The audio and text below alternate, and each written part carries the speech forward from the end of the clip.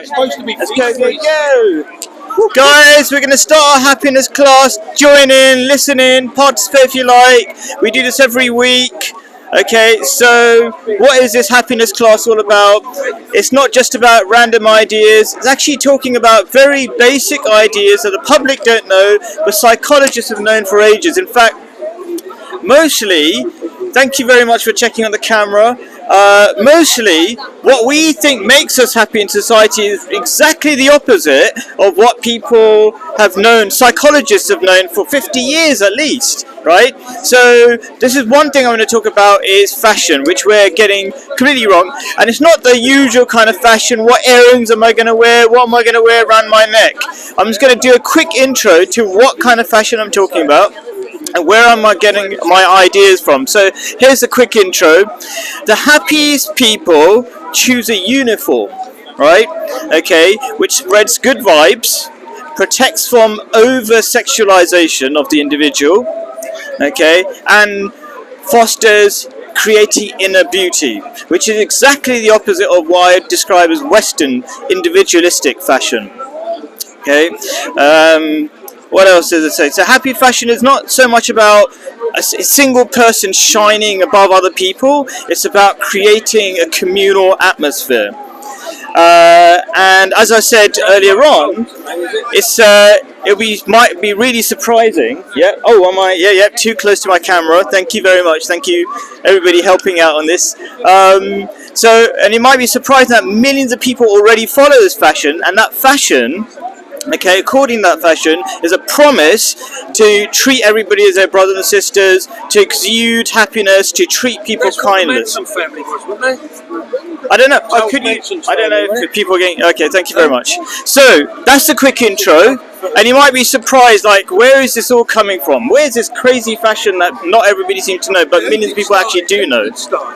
I don't know about those people, right?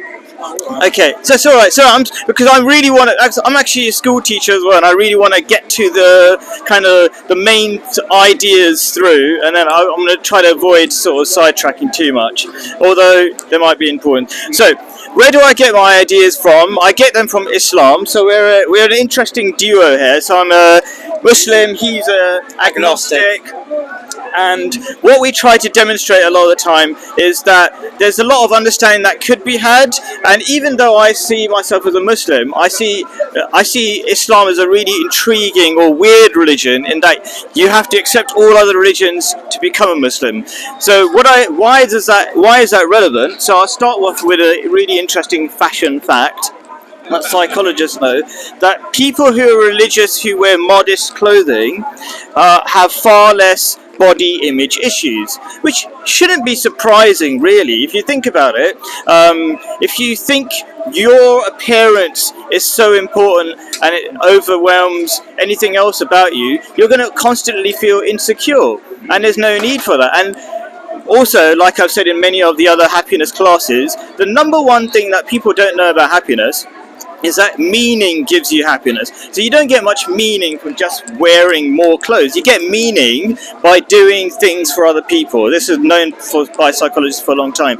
So this kind of fashion about wearing modest clothes makes you focus on other people rather than just yourself. That's one thing.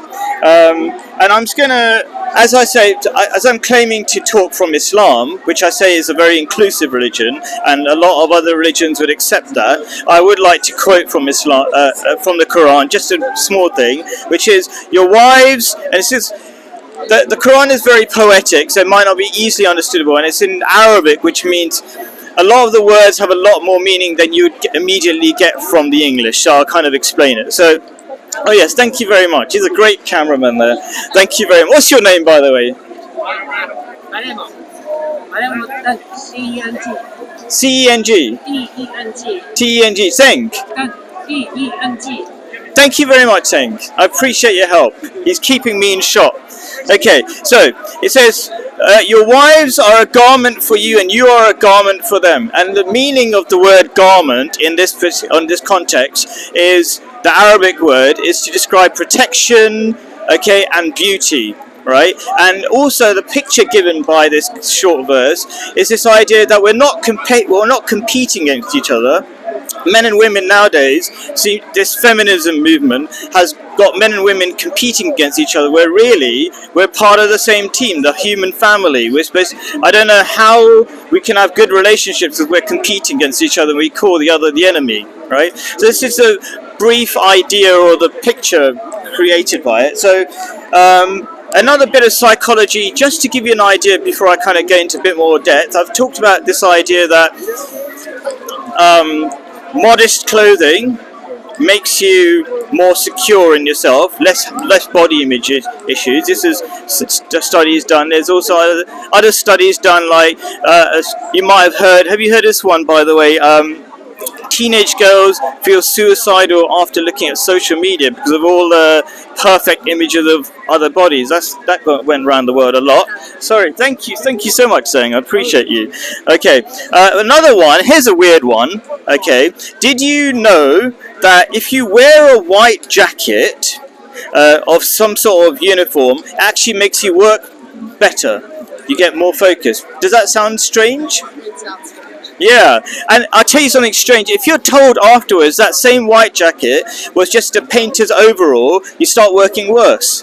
So if you thought it was a doctor's, lab technician's jacket or a doctor's jacket, you would actually work smart. These are strange ideas that. Where are they coming from? These ideas? Oh, psychologists. They do surveys. They ask people. They experiment. It matters what people wear. Yeah. It's about how you behave, how you treat other people. Well, we would like to see. Oh, thank you very much. Treat people like you want them to treat you. I agree that on the surface, we would like to think that wear nothing. Yeah, sure. On the surface, we like to have all sorts of ideas about ourselves. Sorry, if you just wouldn't mind, yeah. We like to have all sorts of ideas about ourselves, but there's so many more examples. I could go to really extreme examples. There's a Milgram experiment which demonstrated why it is that the Nazi Holocaust happened. And it was and if you go to all the people who perpetrated it, all they said was, we were following instructions. Right? They were following instructions, and they demonstrated that even now we would do it. So we like to see history. A lot of people misunderstand history, and they think history is something that just happened in the past, is not related to us. History is a teacher to teach that you would do the same thing. And if you wear a lab coat and tell somebody else to kill somebody, you would do it. And they demonstrated so many times. Milgram's experiment. Anyway, so that's kind of the background. Let me go to this uniform that you might be wondering, what is this uniform? Yes, and Sorry, if our history is hard and I need to move on, I just need to... No, we need to learn from it. We need to be aware of ourselves. I need to move on. Yes, of course. So he's saying, if our history is dark, we need to move on. That's it. We can only move on if we learn the lessons. That's very important. Okay. So one thing is, creative people wear boring clothes. So I'm not going to say the following people are necessarily happy people, right? So Steve Jobs, Einstein, whatever, all these people. Who told you that? Who told you that? What you're telling us? Who told you that? Oh, it's just examples of people who focus on. If you work really hard on a particular pursuit, you really don't have much time for other things. It's just that we only have 24 hours in a day. Like Einstein, Yeah. like he had with his crazy hair, he wasn't into manicuring his body, but he had, thoughts of science. Yeah, and he said that he wasn't particularly. Different type of creativity. It's not like an artist type of creativity. That was just a science creativity. Right, and even if you look at an artist who's obsessed with his paintings and things like that, they're going to spend more time on that rather than themselves, right? It's just how it is. You only have a certain amount of time. So that's the one small idea that's really important. But now I'm going to come to this loose clothing, okay, which is taught in many religions. So did you know in Islam, Christianity and Judaism, they require all people to wear loose clothing, and also, for example, like you see nuns who wear headscarves. Yeah, it used to be, I think, only 100 years ago, maybe a little bit beyond that, all Christians would be wearing headscarves. It would be normal. So it's actually a very common thing, and as I said, there was a psychological experiment that said that people who wear modest clothing feel more secure in themselves. Now, there's two things two kind of areas I want to talk about. I want to talk about personal happiness, because that's where we're in a very individualistic society. So I start from that, and then I talk about how if you follow that same uniform, as it were, you can exude happiness and create happiness throughout society, right? So one reason for wearing loose clothing is the way I describe it, and I'd be interested in what you think about this, is describe when we over-sexualize ourselves by wearing hardly any clothes. What we do is we create short circuits in societies. So that's why I describe wearing loose clothes as insulating ourselves from over-sexualization. So did you know, I don't know if you know much about this, this is something I learned, right, that if you have a single cable, electric cable, you have both you have the positive and the negative right next to each other, but they're insulated from each other. Now, electricity is a great thing. It helps, function, makes, get your internet working and so many other things. But if that cable short circuits, it helps nobody. In fact, it's a danger. It's the same in society. If people are over-sexualized and they're not wearing modest clothing, and I've seen the difference. When I live in the Middle East, when I come back here, I see people because they're wearing less modest clothing, and I find it really shocking when I come back, actually, because you see the norm is modest clothing. When you come here, there's people wearing skin-tight clothes, and it feels like, for me, it feels like they're naked. And then what's the result of that? What's the short circuit? Is that people don't trust each other anymore. Or they get into relationships which are just sexual, one-night stands and all this kind of stuff, because people slip into that quite easily, right? Instead of meaningful relationships that make them happy in the long term. Because if you keep having short-term relationships, it's not that we have hearts of stone. We do feel miserable if we keep doing that. We do feel lonely. We don't feel connected if we're having short-term relationships. What do you think about that? Do you think we're happy in long-term relationships or lots of short-term relationships? Is that we need to respect ourselves. Yes. That's what you're saying, isn't it? 100%, 100%. And I think there's too much emphasis on this, what I would describe as individualism. I think we should, have our own thoughts, but individualism is being used to create a different kind of fashion where you're just showing off yourself and above other people. What I've seen, the best fashion I've seen is where your fashion, what your fashion sense is, and this is being true of all the Abrahamic different religions, is that when you wear a certain uniform, so as a Muslim, I'm expected to wear a beard, and women and wear proper clothing and not tight clothing, and women are, because they've got beautiful hair and they're more self-aware of their hair. This is not like a new thing. They just cover their hair as well. This is in Christianity and Judaism and Islam. Okay.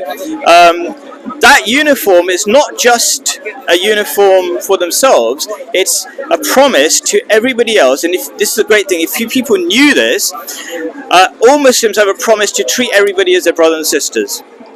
Everybody, doesn't matter if you're Muslim or not. Same ideally in Christianity and Judaism. But yes, what were you going to say? I think that what you're saying is that you're conforming to a set of rules, whereas people who are wearing skin-tight trousers and things like that are also conforming to a set of rules amongst their society.